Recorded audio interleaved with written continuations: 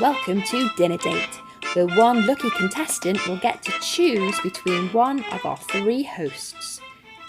Will they spend the night with the innkeeper, who welcomed in Mary and Joseph?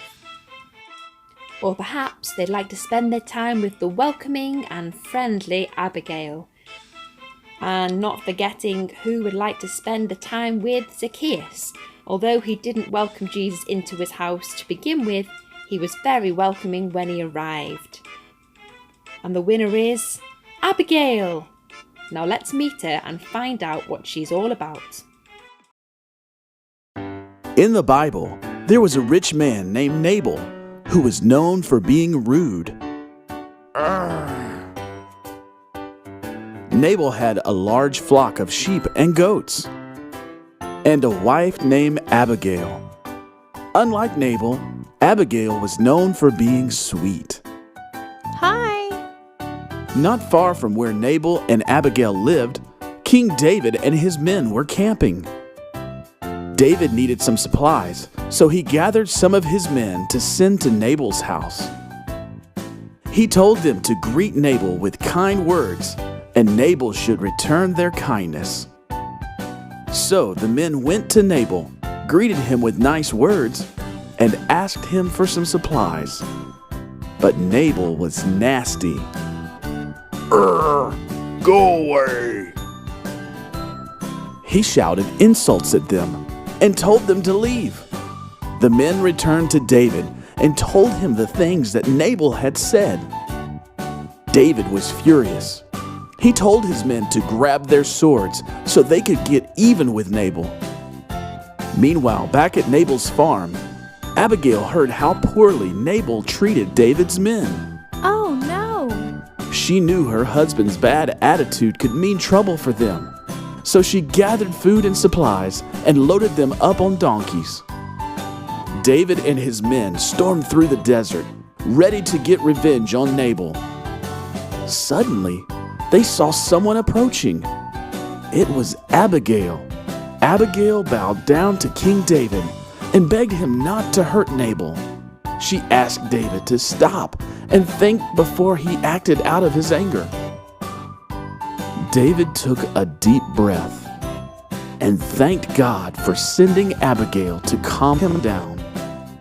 David accepted Abigail's gift of supplies and went home, instead of doing something he might regret later on. Hooray! Because Abigail asked him to think about forgiveness, David chose peace instead of anger. Hello and welcome to Worship, where this week we'll be thinking all about hospitality. Ooh, that's a big word, isn't it? Hospitality. Let's have a little look first at what that word means. Hospitality, the friendly and generous reception and entertainment of guests, visitors, or strangers. When I first hear the word hospitality, I automatically think about restaurants and my time when I used to be a waitress and I'd be welcoming people in to our restaurant. Hospitality can mean so much more than that. So what does hospitality mean in terms of our story that we heard about Abigail? Well, even though Abigail may have been a little bit scared, may have been a little bit fearful of the stranger she was about to meet, she knew that by welcoming them and showing them love and respect, that was the way to be able to solve this problem which her angry husband had caused. Abigail too could have sent the men away. She could have hid from the men. She could have been really unwelcoming. But instead, Abigail showed them love. She offered them food. She offered them somewhere to stay.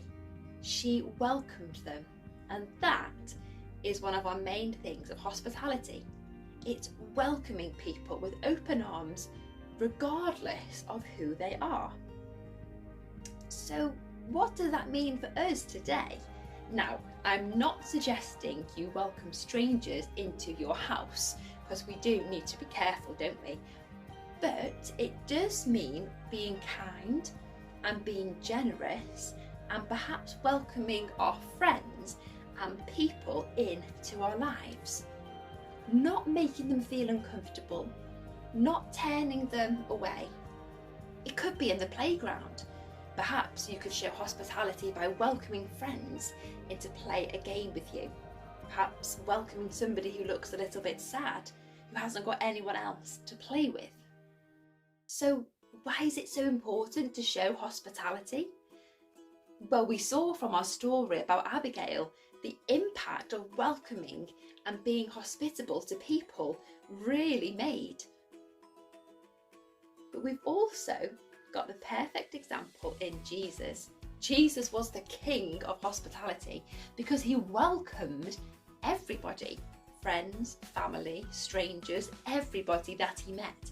In fact, he made himself more of a servant than a king, even washing people's smelly feet. Jesus brought himself to do that, to make sure that everybody felt welcome. If you've got time, we're going to ask you to pause the video at various points now and have some small classroom or household discussions about how you might be able to show hospitality in various places. So watch the screen for the words change for the different locations, pause the video and have those discussions to explore how you could welcome people and show them love. Because when we welcome people and we show them love, we're not only making them feel amazing, but we're also showing them God's love too.